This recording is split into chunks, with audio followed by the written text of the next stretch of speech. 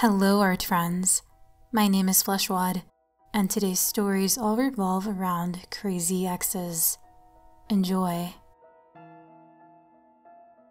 My ex-husband showed up outside my house with a knife. Posted by u/TheRealCreature108. The man was outside my house, watching me. His dull, lifeless eyes and sterile white coat sent shivers running down my spine, like tiny black ants. Peering through the glazed window of my living room, I observed his worn, brown hunting boots and the gleaming polished knife he cradled in his scarred hands. The man stared right at me. A monster, a demon, a predator stalking its prey. The worst part was that I knew this man. He was my ex-husband, Joel. Joel sauntered forward, totally at ease. His boots thudded on the sidewalk. With ease, he cleared my low garden fence and prowled closer. "I want what's mine, Melanie," he screamed. My heart stopped. I knew I had to protect what he wanted at all costs. I ducked beneath the window, my legs trembling violently. Why hadn't I listened to my parents? Why hadn't I moved out? I nervously glanced back out. Joel was getting close. Dangerously close. My gun was in my bedroom. If I could just distract him long enough, I could get it. Joel was now so close that I could see tears marking his bloodshot eyes, the saliva running down his chin, the dark stains on his white coat. If I wanted to, I could reach out and grab him. He stopped. "I'm giving you 10 seconds, Melanie. You know they belong to me." He began to count down. I turned and bolted for the bedroom. 10. I threw myself under the bed. I couldn't find the gun. 9. Scrabbling blindly, I prayed for someone to protect me, help me. 8. At last, my fingers closed around my salvation, my already loaded pistol. 7. There was whimpering coming from the living room. 6. I could hear a loud thudding at my front door. 5. The thudding grew louder. Joel was slamming himself against the door. 4.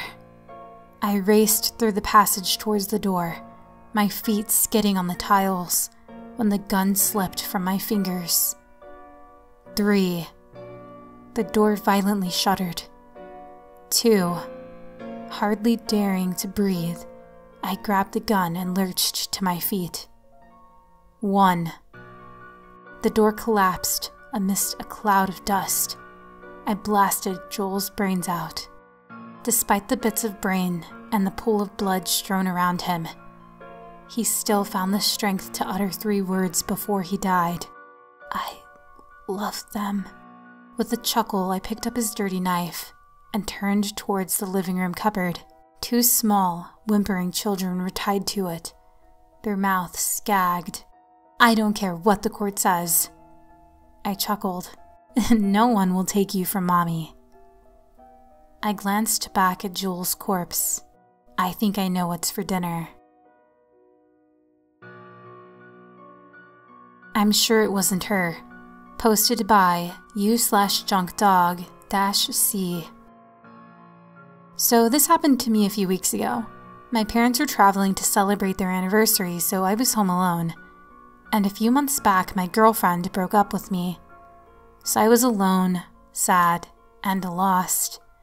Not even my classes at university were keeping my mind from drifting away into sadness. I just couldn't stop thinking about her. Her voice, her smell, her smile. After these couple of months, her form was starting to fade from memory, but the moments we shared weren't. I was planning to watch horror movies during this time alone, but I decided to only watch movies that could make me laugh or feel good. So I sat on my living room's couch every night to try and relax. and try to take my mind away from her. One night, when I was particularly sad, I felt my thoughts drift away from the movie I was watching. I kept thinking about her. Then I realized my TV was on mute. I looked at the controller. It was on the table, so I couldn't have pressed it by accident. I turned the sound on and continued watching the movie for a few minutes before my thoughts faded once more. And again, when I came to, the TV was on mute. I started to get annoyed. Maybe some dirt got stuck inside of the controller. I picked it up again and turned on the sound. Again, but it didn't work. No matter how loud I put the TV, the sound wouldn't come out. The characters' mouths were moving, but no sound would come out. I started freaking out. I broke the TV. My parents were going to kill me. Then I heard something from behind me, on the far side of the living room, something that would make my body chill. You can't run away from your thoughts, boy.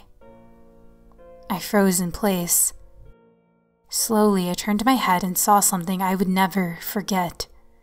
A girl, just like my ex-girlfriend. Only she wore a tattered black dress and held a cane on her left hand. Her bloodshot eyes were set on me like a lion watching its prey. I couldn't move, only stare. I was sure it wasn't her. She moved away. She was living on the other side of the country. And her eyes, her figure, it couldn't be her. Then she took one step towards me. That was enough to make me run for the door into the street. I went to a friend's house in a hurry and explained. He said he saw a post from her Instagram just a few minutes back, saying that the new house was really nice and that she met new friends over there. It wasn't her. Then what was it? I slept at my friend's house that night. I couldn't sleep at home alone, so my friends and I had a sleepover the next day. It went well, and when everyone was gone, I felt safe. I felt like my bad thoughts were gone. I felt good. It didn't happen again. I spent a whole week alone after this, and I felt really good. I'm not sure what that thing was, but it made my heart whole again, even if it wasn't its intention. And I still think about her once in a while. But I followed the thing's advice. I can't run away from my thoughts. I fear that if I ever do, she'll be back for me.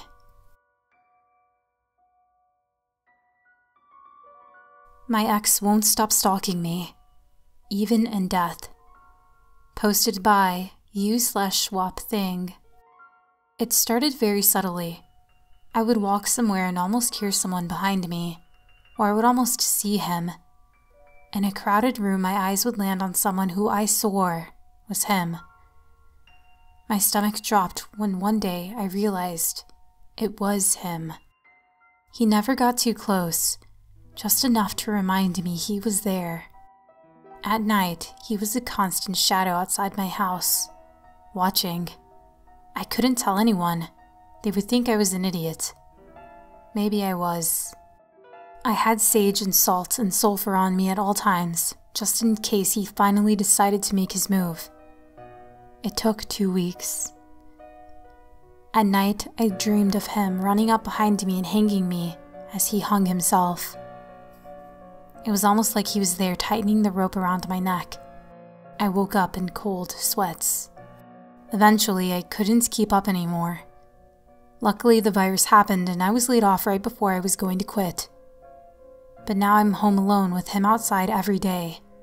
On my first day off, I burned sage throughout the house. It smelled, but it was worth it. Then I tried to find him outside. When I looked, he was nowhere to be seen. Maybe he had other exes to haunt now. Just because I was his last girlfriend didn't mean he would haunt me forever. That night, like clockwork, he showed up outside on my lawn. A completely black figure watching silently. I finally opened the window. "I can't take this anymore. What do you want?" I screamed. The shadow didn't move or even acknowledge me. I closed the window before finding the salt in my room. I mixed it with water and threw it out the window. It landed on him. He was close enough, but he did not want to move. He hissed a little, teeth glowing in the night. "Stop haunting me!" I screamed. He didn't care. He just stood there. I mixed more salt, ready to throw it. His shadow was gone. My cup was trembling in my hand. Did I win? I thought. I turned to put the glass back. As I did, I heard it dripping. I looked around my room, back against the wall. He couldn't be in the house. And he wasn't. When I looked outside, I found him pouring something on the house. When I realized it was gasoline, it was too late. The house and the shrubs around it caught quickly. I rushed to gather just my laptops and phone and purse before leaving. My computer had a log of all the times I'd seen him. Park last month, club last weekend, museum 3 weeks ago, mall yesterday. I rushed out of my house and right through him. When I looked back, there was no fire. It was a trick. He laughed as tears streamed down my face. Then he disappeared. Back in my house, I look out the window and he was gone. He never came back, but I never stopped checking. Maybe that's what he wanted.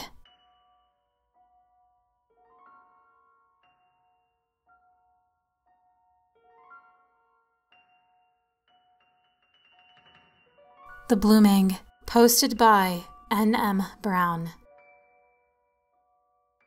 Millie, wake up! Come on, it's your 18th birthday. Today's a very special day. Mom's working, so you get to spend the whole day with me. Meet me in the living room when you're ready. My sister Elena sings cheerfully at me after shaking my mattress. I get out of bed and stare in my mirror with a disheartening annoyance. My mousy brown hair lays as limp as death, and my eyes are so unremarkable that barely anyone knows what color they are. My spindly frame, flat all over like a boy, leaves a lot to be desired. I'm not the prettiest of girls where I come from, and definitely not as beautiful as Elena. She's 25 and has been perfect since, well, before I was born. I trudge down the hall and pour some cereal into a bowl. Elena's perched on a chair, eyes brimming with excitement. She starts in before I even sit down. Okay, Millie, hear me out. The women of our family have always been a little different. Every Valentine's Day after our 18th birthday, something called the Blooming takes place. It sounds weird, just listen. You were born on February 13th, so there's not much time to teach you everything. Go out tomorrow and find the right man. If you feel one drawing your spirit near, that's the one you want. What? She continues despite my incredulous expression. Meet him for a date and let him take you home. Make sure he lives alone. There are several ways to find out without being obvious. Let nature take its course and call me the next day. Tell me everything. By this point, she had her hands on my shoulders and was looking into my eyes, so I listened. A tall and handsome man catches my eye the next night. I pretend it's still my birthday. I'm amazed at how easy this is. He seems captivated by everything I say. He lives alone and takes me home. Nature takes its course. I wake up the next day, sore, but happy. He's still lying there peacefully. I snuggle him. He feels like cold marble against my skin. Eyes open. No pulse. Like a withered grape left in the hot sun. I call Elena panicked and give her the address. When I open his door, she's smiling wide, completely calm. Tears are streaming down my face. Elena, help me. What did I do wrong? I did exactly what you told me to do. She gathers me into a hug. Nothing! You did exactly what you were supposed to do. I look at her, more confused. Millie, go look in the mirror. I go into his bathroom and look at myself. My eyes are blue, like Caribbean water. My hair a flowing mane of chestnut curls. my body curvaceous and beautiful. I understand now. I understand everything. And this is gonna be so much fun.